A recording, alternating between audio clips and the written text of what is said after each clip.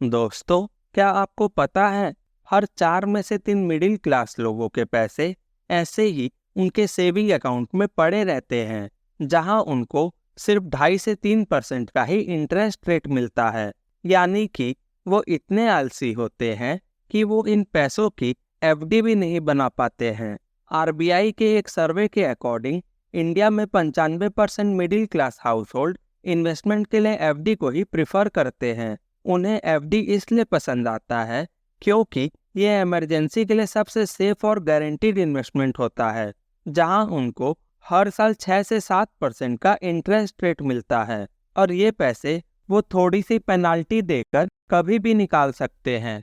FD के अलावा काफी मिडिल क्लास लोग पीपीएफ यानी पब्लिक प्रोविडेंट फंड में अपने पैसे रिटायरमेंट के लिए इन्वेस्ट करते हैं और उन्हें इसमें हर साल 7 से 8% का इंटरेस्ट रेट मिलता है। दोस्तों, सबसे बड़ा झूठ जो बैंक आपको बोलता है कि आपके पैसे बैंक में बढ़ रहे हैं, असल में अगर आप ध्यान से देखो तो आपके पैसे बैंक में सिर्फ नंबर्स में ही बढ़ रहे हैं, पर उनकी वैल्यू और परचेजिंग पावर समय के साथ कम होती जा रही है। इंडिया में आज एवरेज इन्फ्लेशन रेट 7 से 8% का है, यानी कि हर साल महंगाई 7 से 8% से बढ़ रही है। ऐसे में अगर आप अपने पैसों को सेविंग अकाउंट में रखते हो तो आपके पैसों की वैल्यू हर साल 4 से 4.5% से कम होती जाएगी और अगर ऐसे ही चलता रहा तो आने वाले 10 सालों में आपके पैसों की वैल्यू आधी हो जाएगी। वहीं दूसरी तरफ अगर आप अपने पैसों को एफडी या पीपीएफ में रखते हो तो हर साल आपके पैसों की वैल्यू 1 से 2% से कम होती जाएगी।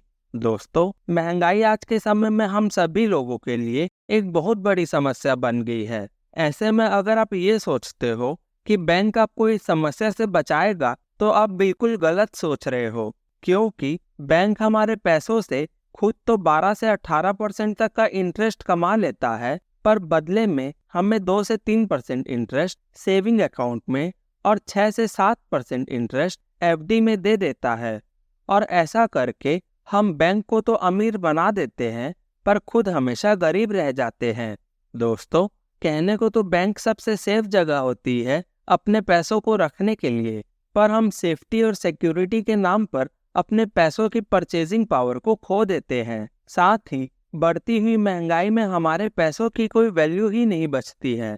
ऐसे में आपको जरूरत है अपने पैसों को ऐसे एसेट्स में इन्वेस्ट करने की जहां आपका पैसा सेफ भी रहे और हर साल महंगाई से भी तेजी से बढ़ते रहे।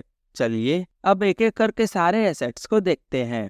Asset 1, real estate. दोस्तों, रियल एस्टेट से जितने लोग करोड़पति बने हैं उतना और किसी एसेट से नहीं बने हैं।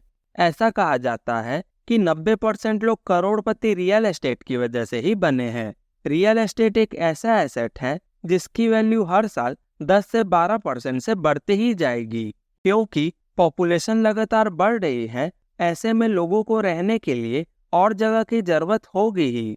रियल एस्टेट में इन्वेस्ट करने का सबसे बड़ा फायदा ये है कि यहाँ आप अपनी प्रॉपर्टी के एप्रिसिएशन से तो पैसा कमाते ही हो, साथ ही रेंट के थ्रू भी पैसा कमा सकते हो। ऐसे में आप बड़ी आसानी से महंगाई को मात दे सकते हो, क्योंकि बढ़ती महंगाई के साथ रेंट भी तो बढ़ता ही जाएगा।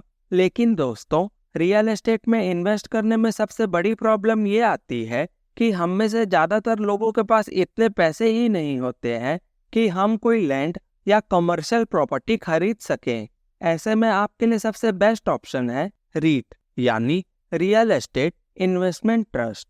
इसमें आप कम पैसों के साथ भी रियल एस्टेट प्रॉपर्टी में इन्वेस्ट कर सकते हो।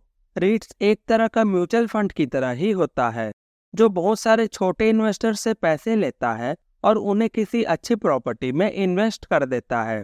फिर वो प्रॉपर्टी से जो भी रेंटल इनकम आती है उसे वो सारे छोटे इन्वेस्टर्स में डिस्ट्रीब्यूट कर देते हैं एज अ डिविडेंड, और साथ ही उन्हें प्रॉपर्टी के एप्रिसिएशन का भी बेनिफिट मिलता है। एसेट 2, स्टॉक्स, म्यूचुअल फंड और इंडेक्स फंड।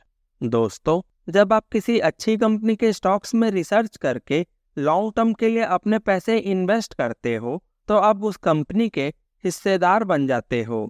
यानी कि अगर वो कंपनी ग्रो करेगी तो आपके पैसे भी ग्रो करेंगे। ये बैंक में पैसे रखने से काफ़ी अच्छा होता है। क्योंकि इससे आप महंगाई को तो मात देते ही हो, साथ ही एक मल्टीबैगर रिटर्न भी कमा सकते हो। लेकिन इसमें सबसे बड़ी दिक्कत ये है कि कई सारे लोगों को स्टॉक मार्केट में इन्वेस्ट करना काफ़ी रिस्की लगता है। साथ ही उन्हें स्टॉक मार्केट की कोई नॉलेज भी नहीं होती है, जिसकी वजह से उनके लिए किसी अच्छी कंपनी को ढूंढना बहुत मुश्किल हो जाता है। ऐसे में सबसे बेहतर होता है आप अपने पैसे किसी अच्छे म्यूचुअल फंड या इंडेक्स फंड में इन्वेस्ट कर दो, क्योंकि म्यूचुअल फंड या इंडेक्स फंड में आप थोड़ी सी फीस देकर किसी स्टॉक मार्केट एक्सपर्ट की मदद से एक साथ बहुत सारी अच्छी कंपनीज में इन्वेस्ट करते हो, जिससे आपके पैसे डूबने का रिस्क बहुत कम हो जाता है और लॉन्ग टर्म में आप 12 से 15% तक का कंपाउंडेड एनुअल रिटर्न भी कमा पाते हो। Asset 3, gold. दोस्तों, गोल्ड ना ही हमें सिर्फ महंगाई की मार से बचाता है, बल्कि हमें 10 से 12% का हर साल रिटर्न भी देता है। गोल्ड को सेफ हेवन एसेट भी कहा जाता है, क्योंकि इसकी वैल्यू समय के साथ बढ़ते ही जाती है।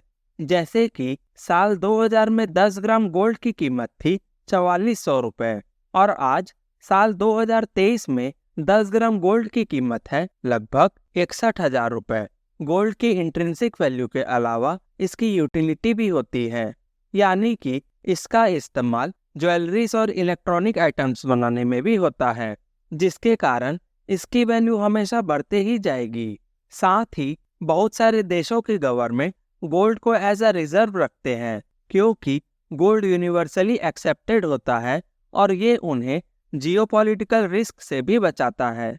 अगर आपके पास इतने पैसे नहीं हैं कि आप गोल्ड में इन्वेस्ट कर सको, तो आप आरबीआई के द्वारा इशू SGB यानी सोवरिन गोल्ड बॉन्ड में भी इन्वेस्ट कर सकते हो। इसमें आप कोई फिजिकल फॉर्म ऑफ गोल्ड नहीं खरीदते हो, बल्कि गोल्ड को इंटेंजिबल फॉर्म में खरीदते हो। इसमें मिनिमम इन्वेस्टमेंट 1 ग्राम गोल्ड होता है और मैक्सिमम 4 किलो गोल्ड।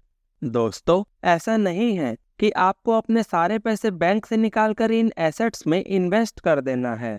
आपको हमेशा अपने बैंक में अपनी ज़रूरत और इमरजेंसी के लिए थोड़े बहुत पैसे रखने ही चाहिए। इसके अलावा बचे हुए पैसों को बैंक में रखने के बजाय इन एसेट्स में इन्वेस्ट कर देना चाहिए, ताकि आप बड़ी आसानी से इस महंगाई जैसे बड़ी समस्या से बाहर निकल सको। दोस्तों, अगर आपको इस वीडियो से कुछ सीखने को मिला है तो वीडियो को लाइक एंड शेयर करें और चैनल को अभी सब्सक्राइब करें। थैंक यू दोस्तों, मिलते हैं आपसे हमारी अगली वीडियो में। Keep learning.